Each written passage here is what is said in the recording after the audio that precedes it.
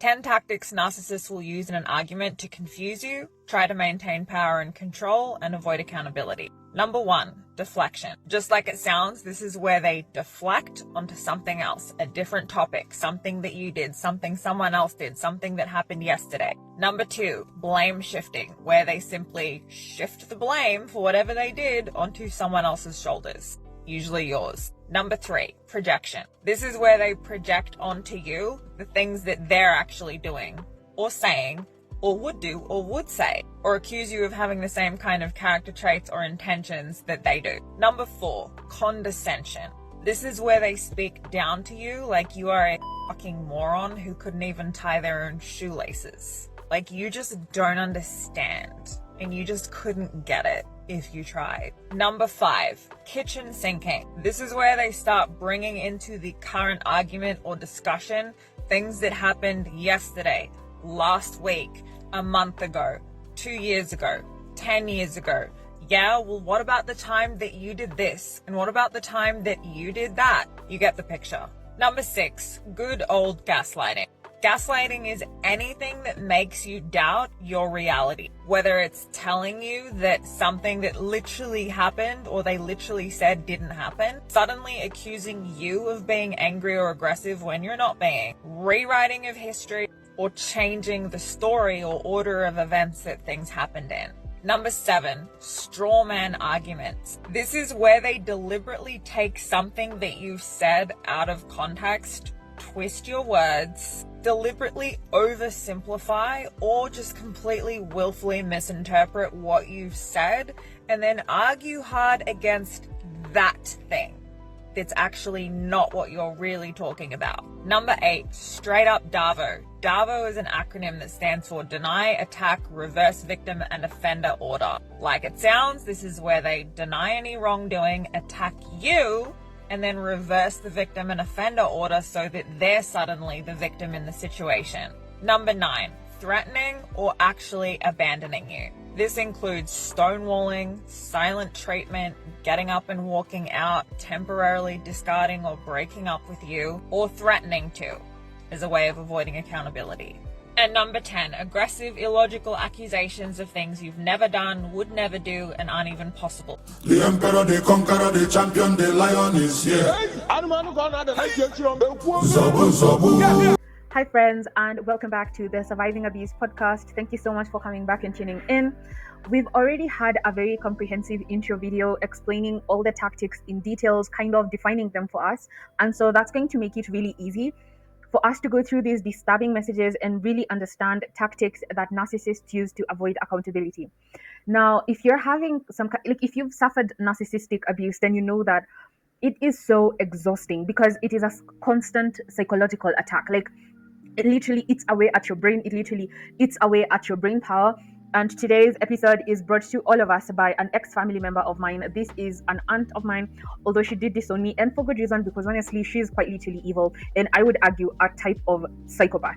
And so, based on the intro video, we've learned that 10 tactics that narcissists use to avoid accountability include deflection, blame shifting, projection, condescension, kitchen sinking, gaslighting, strawman arguments, DARVO, threatening abandonment, and illogical or aggressive arguments, all of which are featured in the messages that I'm going to share with you. It's funny because it's like there's just one script that all narcissists on the planet use. And so we're going to be able to see all these 10 tactics in play. And as I say in almost every single podcast episode, the whole point of me making these videos is, number 1, for myself. I had suffered narcissistic abuse for so long that I didn't even know it was happening, number 1. And number 2, because I don't want to fall trapped to narcissistic abuse again. And so I love having these videos for myself, as I said, as a sense of reference or as a frame of reference, just because people become really sneaky, and even narcissists, as we speak, are becoming more sneaky and more covert about how they go about their narcissistic abuse. And so for all of us to have so many different frames of reference, so many people coming in with their real life testimonials and real life examples of what it looks like in real life, helps the rest of the people, and we ourselves also better protect ourselves. And that is the third reason why I make these videos, and actually why the Surviving Abuse podcast was born. So without further ado, let's get into these disturbing messages, and we are going to see various tactics that narcissistic people use to avoid accountability. Now, we won't necessarily see all 10 at play. The 10 just gives us a very broad spectrum of all the tools in the arsenal that they use. We will also see a couple that are not necessarily featured on the list, but are still tactics that narcissists like to use. Now, before I get into the messages, I will also say that a handy dandy tool that narcissistic abusers love to use is manipulation, in every sense of the word, like in every kind of thing that you can think of, whether it's emotional manipulation, psychological manipulation, financial manipulation. This manipulation is literally the preferred weapon of choice. And so we're going to see that in all these messages, emotional manipulation is a prevalent theme. And so keep that at the back of your mind. And I will try to remind all of us throughout this podcast episode about the emotional manipulation, because it is the weapon of choice. And so whether they are using triangulation, whether they are weaponizing religion, whether they are threatening abandonment, all of it is lying on a bed of manipulation. So let's always keep that top of mind. All right. So with that out of the way, let's finally get into these messages, and let's get to learning all about narcissists and the tools of trade and how they go about abusing people narcissistically. Okay. So I have sorry to deviate again, but I have actually featured these messages in a previous video, and I will go ahead and link it in the card section above, and it will also be available to you in the description bar below if you want to check out that video. And now finally with that out of the way, let's get into the video. So it went on to say, hi everyone, please see the video which is public. So I am sharing this so that you see it fast instead of your friends and networks sharing it. Now, she went on to share this in the family group chat. This is something called triangulation, which is basically pitting people against one another in the hopes that people will gang up against the quote-unquote scapegoat of the family, against the quote-unquote black sheep of the family. And that is like their thing. I'm telling you, these people are basically psychopaths. So she went on to share the video where I was being like really vulnerable, talking about how my uncle was molesting me while I was living in my family home. And she thought that was a great opportunity to invite my family members to come and shit on me. Like, I'm telling, these people are they're so evil. It's honestly unfathomable. So she went on to say, Mom, we thank God the Holy Spirit led you to it, and personally, I appreciate you for sharing this with me. When she says Mom, she's referring to my grandma, my Mima, who literally watches all my videos. And so, Mom, thank you for tuning into all my videos. I really appreciate you. I love you. And so, because she watches all my videos, of course, she caught that one as well. And so, I'm not really sure why she shared it with this person in particular. My mom, who I love dearly, is also a narcissist. And so, I know that she's also not innocent in all this. And I will have a whole separate video where we talk about her in detail and all the tactics and ways that she has impacted her children through narcissistic abuse. So anyway, so my Mima found the video and she went on to share it with my evil narcissistic aunt. And so the aunt thought it was a good idea to bring it to the family group for triangulation purposes. So she went on to say, may the Holy Spirit reveal everything under the sun so that our enemies do not think they can shame us. These statements are so funny to me, because one thing that I love about narcissists is that they always say themselves, they always report themselves, they always tell on themselves. Okay. So here she's trying to project shame. She's telling us that she's feeling shameful, because in my heart and in my soul, I know she knew I was being abused. I know in my heart and my spirit and my ancestors are telling me that she knew I was being molested, and she was very okay with it, and she shut up about it. And so here when she's saying that that the Holy Spirit revealed everything under the sun so that our enemies do not think they can shame us. Now, the person who was being molested here is the enemy. That's me. Oh my God. Shame on me for being a pedophile and targeting children to molest them, right? Because I'm the one who is doing the evil act by speaking up against somebody who has access to her child, who will have access to her children. Like, that's not the problem.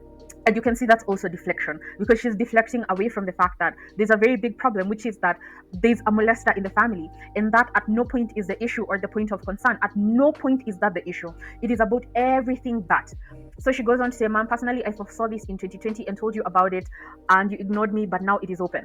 I'm telling you, this woman knew that I was being molested, and her violent and aggressive reaction is so telling that she knew that I was being molested, and I think she was just very okay with it. And the thing that makes her uncomfortable is that I am now owning my story, I'm owning my trauma, and that just makes her so upset, because knowing that I was suffering was actually giving her a lot of comfort. Like, it was giving her a huge sense of comfort. And that's another thing about narcissists.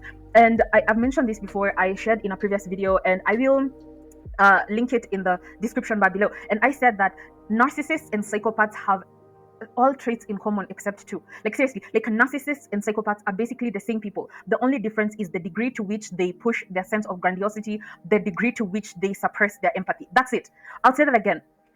Narcissists are psychopaths and psychopaths are narcissists, and this is proven. So if you think that I am over embellishing and you're like, oh my god, I have to look this up for myself, in fact, I encourage you to do that. Like literally Google it right now.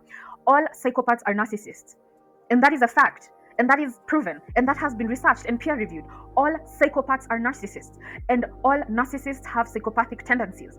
Okay, and that is something that is scientifically proven. And so when we come out here and we're talking about narcissistic abuse, basically we're saying that we are literally living with psychopaths and we are being psychologically tormented, right? And so these messages are basically showing us what is in the mind of a psychopath. Like in the mind of a psychopath, I am the enemy. In the mind of a psychopath, I should be ashamed for being the one who was being molested by my uncle. Like in addition to being abused, I should also suffer the shame of being the target of abuse when I was 5 years old. I'm telling you, how their minds work is just, it's so fascinating and sickening at the same time.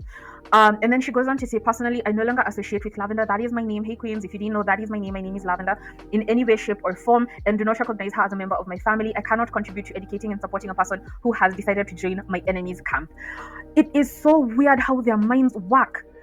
It's baffling. As you can tell, I am baffled. As you can tell, I am baffled. I'm shocked beyond words. Like it's shocking beyond belief. And the tool of trade that is being used here is threatening abandonment. And in the text before that, it was a tool called kitchen sinking. Kitchen sinking is basically consider the act of pulling things under the kitchen sink, right? So you're pulling up things that have been under the kitchen sink for forever. You're bringing up details that happened years and years and years ago, and that is just an extension of the deflection tactic. They love to deflect. They love to say, oh no, let's not look at the thing that is actually happening. Oh no, let's look over here at this irrelevant thing that has nothing to do with the actual problem. And then she went on to say, I apologize for the hot temper. I'm very upset.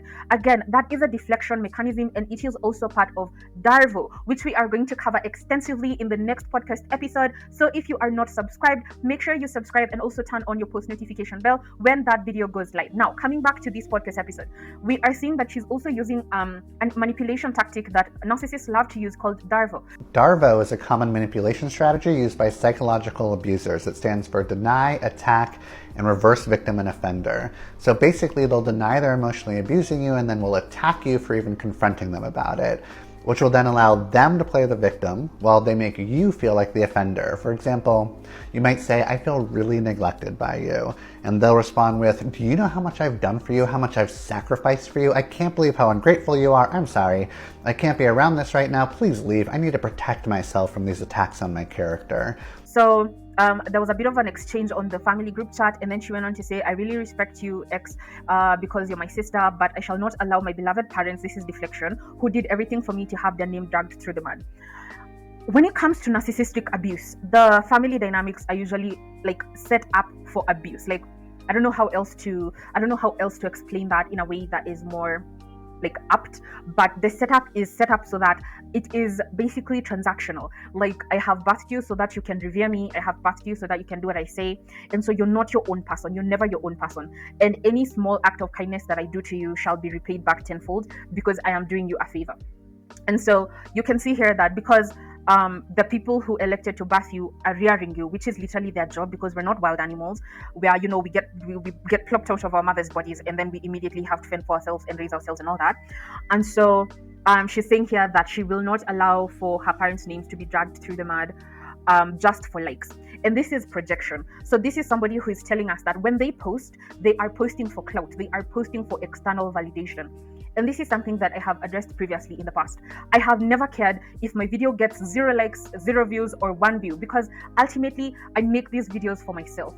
This has been my lived experience, and so nobody is going to come to validate my lived experience. Nobody is going to come to hold my hand to tell me that everything is going to be okay. I have to hold my own hand. And so when I post these videos, I do it, number one, because I need it. And I am the first and main audience for all my videos. And number two, because when the time comes, there will be another victim of abuse who is looking to somebody who gets it. And because as Gen Zs, this is how we connect.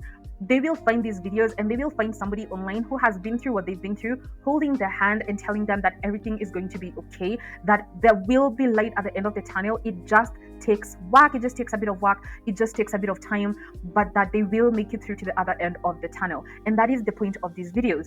But this person is going to go ahead here and essentially project her own things and project her own values, which is that she posts for clout and likes. And then she goes on to say that besides the same parents educated her and did everything in their power for her, does that mean that they should abuse us? Is that the trade-off? Because I do not acquiesce to that trade-off. I don't want it. If the thing is, I'm going to do something nice to you and then I'm going to eat away at your soul and make sure that you spend the rest of your life in therapy, then I don't want it. You can keep it. Then she goes on to say that besides, if as a family we condone bad behavior because of feelings, no point in pretending we're a family. Now, this one blew my mind. I will be honest. This is the first time that I am seeing this message. I'll be very honest. Like, ever since I took these screenshots on on September 15th, this is the first time I'm seeing this message. I had never seen it before. You know, God. I'm telling you, these people are psychopaths. And when it's coming from the victim of abuse, it can be so easy to dismiss. But when someone actually shows you psychopathic tendencies, then we are all forced to see it for what it is. I will read this message again, and you will tell me if this is a regular response to learning that a 5-year-old was being molested. Besides, if as a family we condone bad behavior, and the bad behavior in this context case is a 5-year-old speaking up and saying that my uncle was molesting me because of feelings, then there's no point in pretending we're a family. So in this person's mind, being a family means that you get abused and you shut up about it. I'm speechless. I'm speechless because this person has like a 12-year-old daughter. So in my mind, that just tells me that if her daughter was to be molested in her own house, then she would manipulate her child into shutting up about it. And this is not hearsay. This person is actually telling us, like, this person is showing us her character. And I'm just speechless. Like, I've never seen these messages before. I'm seeing them right now for the first time. And it is so heartbreaking. It is so heartbreaking to see that these are the people who are entrusted with daughters. Like, how are you going to grow up to be a woman who has a sense of self when this is the type of person who is raising you? I don't see how that can happen. And then the last of her messages were, me, I've said my piece and position. I will never condone my parents being dragged through the mud for anything, including selfish reasons. Because in her, this is psychopathy. Because in her mind, speaking up about abuse is a selfish thing. You should be abused in silence. You should be abused and shut up about it. You should be abused and shut up about it. Like, it is so baffling, by the way. It is so baffling. I am baffled. I am speechless, and this is so heartbreaking because you cannot make this stuff up. You can't. You can't. It is just so shocking, honestly.